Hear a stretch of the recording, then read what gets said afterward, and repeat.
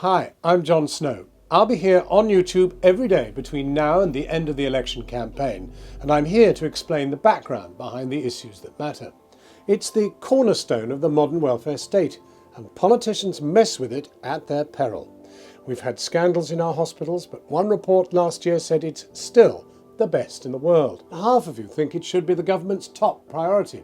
They all agree it's important. It's like supporting the troops if you're an American.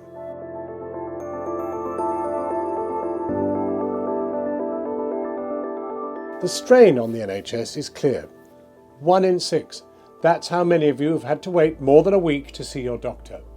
If you can't get a GP's appointment, you're more likely to end up in A&E, where this winter hospitals had their worst performance in a decade.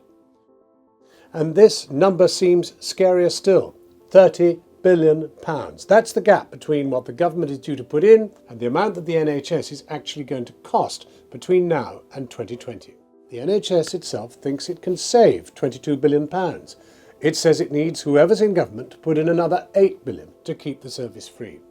The Conservatives have promised to do this, and they say everyone should be able to see a GP anytime, any day of the week.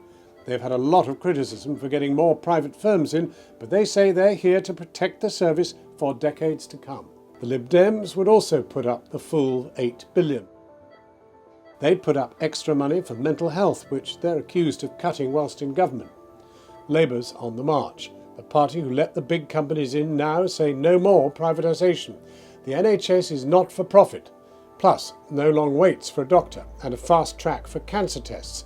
They say the £8 billion that the other parties have promised is unfunded. They say they'll put in £2.5 billion with a tax on big houses and big businesses to raise the cash. UKIP want to spend more too, but migrants and visitors to Britain would have to pay their own way. They'd make hospital parking free, and there'd be no more gastric bans or boob jobs paid for by the NHS. Trouble is, we're all living longer. Every time politicians from different parties have tried to work together to sort out the long-term future of the NHS, it's never quite worked out. The problem we all have is this.